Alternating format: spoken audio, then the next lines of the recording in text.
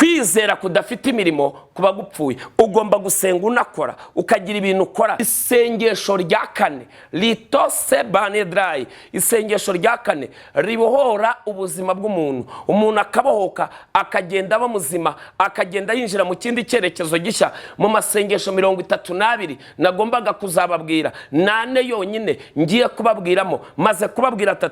Reka nkubwire isengesho rya kane rishobora kukubohora. Iyo wahembwe numenya amafaranga anyuze, niyabuze ubarwaye, niyabuze ikibazo kivutse kitari kizi, umwana agiye mu bitaro, umwana avayo amafaranga ashize ukongera ugatangira. Kandi amafaranga ashize indwara yitikira. Ariko yahageze ari abantu bagira umwuka wo kumva yuko ibibazo bihaguruka kuko babonye amafaranga. Nuko nguko inyatsi mera, ugasangorana inyatsi bya ino nyatsi ni inyatsi turuka muri aba bakurambere biwanyu. Ni ibyaha byakozwe na ba data, niko amaganya Yeremiya yavuze. None nibakiriho. Niyo mpamvu no mwuka ukomeza kugenda ubakurikirana, ugenda ubanyaga, ugenda ubambura, ugenda ubavanayo, mugabo igihe cyose muhora musubira inyuma. Izi ni imbaraga abantu bakwiye kubaho. Ese iwanyu ni umwuka wo gupfakara? Ese ni umwuka wo gukenyuka? Iyo se ni imyuka igenda iva ahantu n'ahantu, ni imyuka ya bimwe mu bantu bagiye bubamira ibishushanyo. Ibishushanyo tuvuga nagara aya mashusho mubona, ni bya bishushanyo n'ibintu abantu biremera bakabishyira mu mitima yabo, bakabyizera nk'ibigirwamana. Iyi ni imyuka nyine igenda ku bantu, ugasanga rimwe na rimwe umuntu arimo arabura uyu mugisha. Amahoro y'Imana nabane namwe bene data, nongeye kubasuhuza mu izina rya Yesu. Prophet Ernest NYIRINDEKWE ubasuhuza mu izina rya Yesu. Tubahaye ikaze mu ijambo ry'Imana. Nkuko mubizi tumaze kuganira imikasi 3 ikata ikiziriko cy'amateka. Dushingiye rero ku bitekerezo by'abantu benshi. Abantu barifuza gusenga bamaze kumva iyi mikasi. Ni imikasi ikomeye cyane, bisaba ko umuntu ayitega amatwi akabanza agakora ibyayo. Ijambo wumvisemo warangiza ukabanza ugakora ibyaryo. Niyo mpamvu rero ndabasaba, dusigaje imikasi 9 mu mikasi 12. Buri wa mbere muzajya mwakira umukasi. Buri mu gitondo cya buri wa mbere uzajya ugenda ufungure, uzajya ubona umukasi kuri Prophet Ernest NYIRINDEKWE. Uzajya uhita ubona umukasi. Buri wa mbere nibwo muzajya mukurikirana iyi mikasi 9 isigaye, nk'uko mwagiye mubisaba. Rero uyu munsi ni isengesho ngiye kubasengera rishyigikira ya mikasi, rigiye no kubafasha gusenga. Bamwe bari basatese ko tubyumvise twasenga dute. Mbere yo gusenga ni ukubanza ukamenya ibyo wiyambura. Uriyambura ibiki, ni biki wiyambura, ni biki usenya, ni biki ukubita. Mu yandi magambo ni imbaraga z'isengesho. Uko Imana izajya idushoboza, buri munsi tuzajya tubaha ijambo, ariko iri jambo tuzajya tubaha ntago ari ijambo rijyanye n'iby'imikasi gusa, ni ijambo rishyigikira bimwe mu byo mwize, kugira ngo mubashe kugenda murushaho kugenda mubohoka. Nigisha inyigisho zo kubohoka, inyigisho zo kugenda umuntu ava ku rwego rumwe ajya ku rundi. Ariko imikasi yo muzajya muyikurikira buri wa mbere. Muhabwe umugisha n'Imana. Reka tubanze dusenge. Uri Imana nkunda, uri Imana y'icyubahiro. Nyemerera uyu mwanya duhaye ikaze abantu bawe mu ijambo ryawe. Reka iri jambo rize guhindura ubuzima bwabo, kandi umuntu wese uje kumva rino jambo amateka yahinduke. Ni mu izina rya Yesu, amen. Igitabo cy'amaganya ya Yeremiya, igice cya 5 umurongo wa 7. Haravuze ngo ba data bakoze ibyaha kandi nibakiriho, natwe twikoreye ibicumuro byabo, abagaragu nibo badutegeka, nawe ari wo kuturokora ngo dukure mu maboko yabo, ibyo kurya tubibona duhaza amagara ku bw'inkota yo mu butayu. Amen. Turongeraho igitabo cyo Kuva. Igitabo cyanditswe na Mose. Kuva ni ibice byaho 20 umurongo n'uwa 4 n'uwa 5.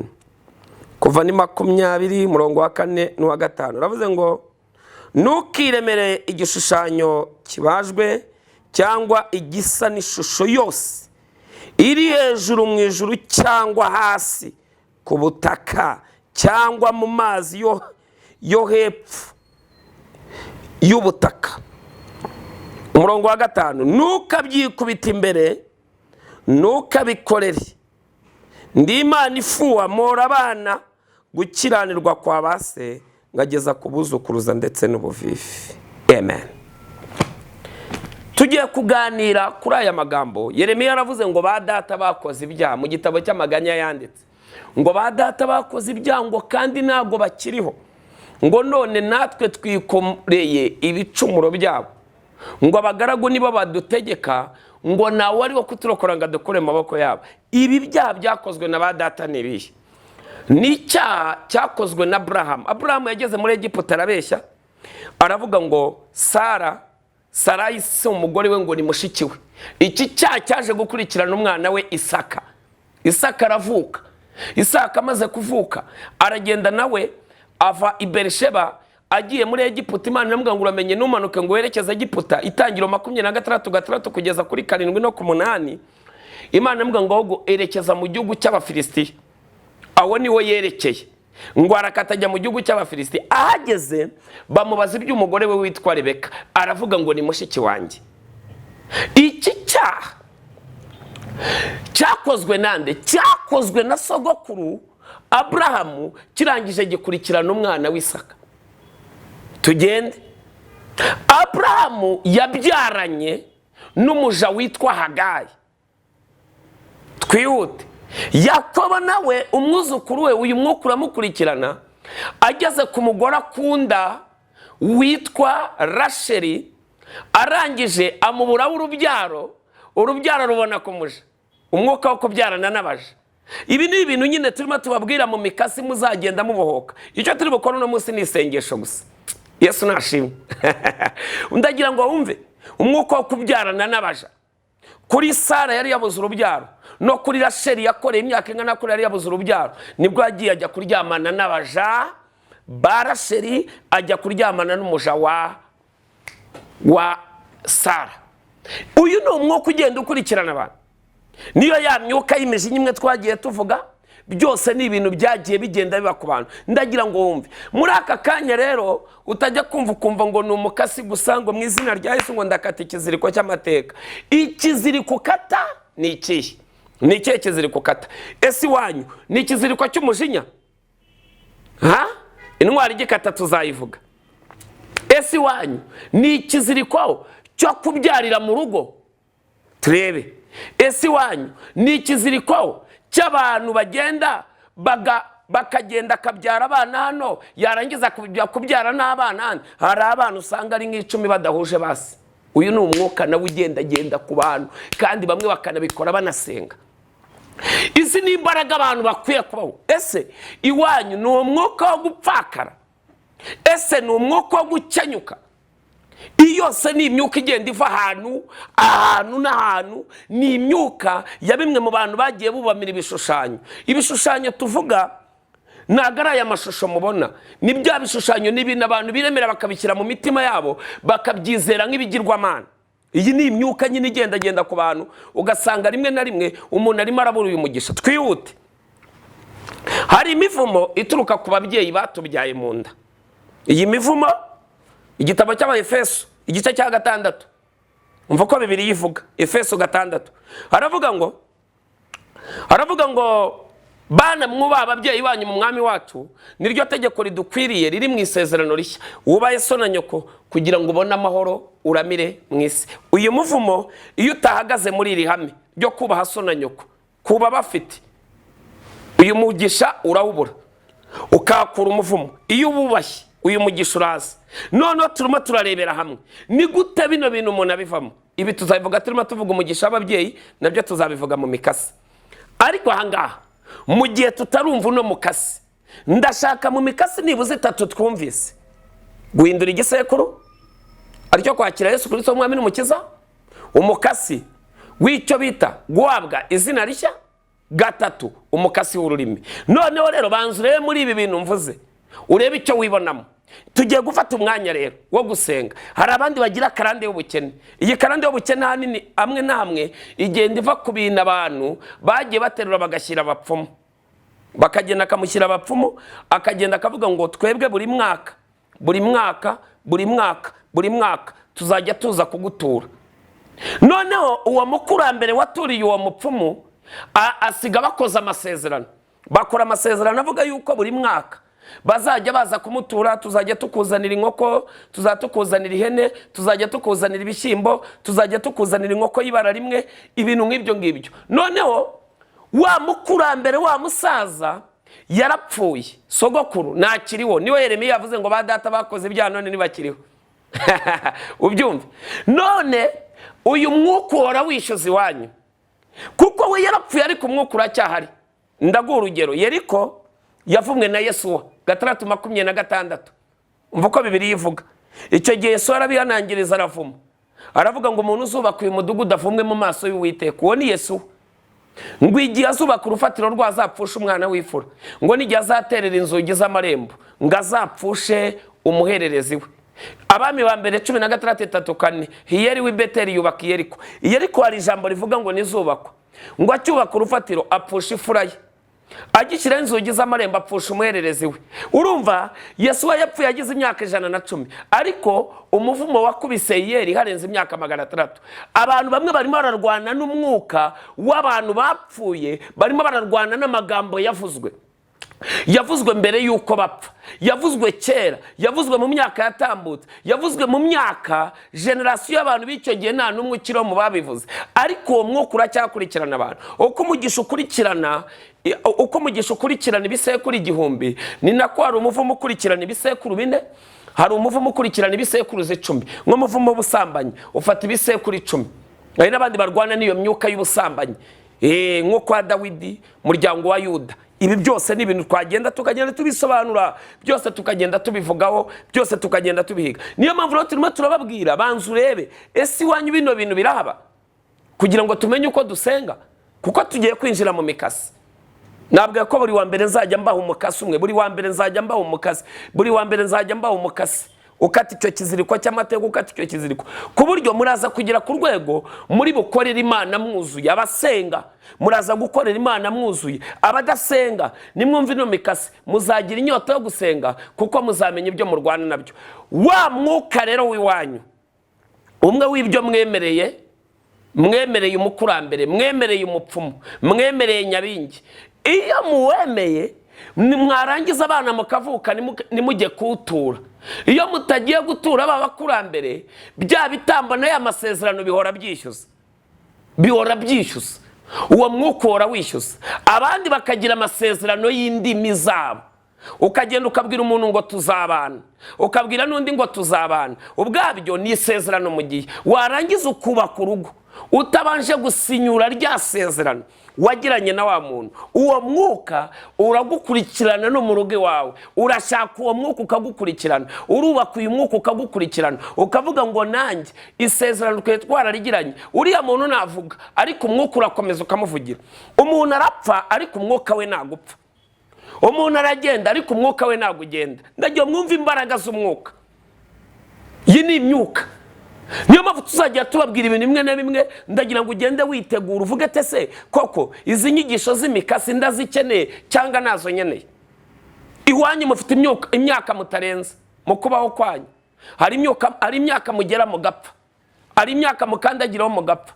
Mukamuzi ko iwanyu uwo mwaka nawe ujya burenza, mukamuzi ko ahantu iwanyu nawe ujya warenga. Uyu ni umwuka ugendagenda ku bantu. Noneho rero wa mwuka iyo wa mukurambere adasubiye guturwa ahora yishyuza. Nicyo cyagiye ubika amafaranga kuri konte, inyatsi ikaze ikatwara.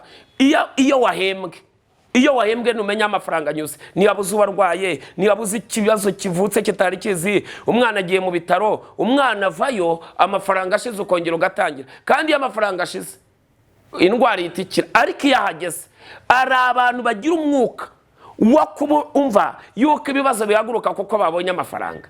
Nuko nguko inyatsi mera, ugasangorana inyatsi. Ino nyatsi ni inyatsi ituruka muri aba bakurambere b'iwanyu. Ni ibyaha byakozwe na ba data, niko Maganya Yeremiya yavuze. None ntibakiriho. Niyo mpamvu no mwuka ukomeza kugenda ubakurikirana, ugenda ubanyaga, ugenda ubambura, ugenda ubavanayo, mugahora igihe cyose muhora musubira inyuma. Nibi kwa Gideyoni babagamo.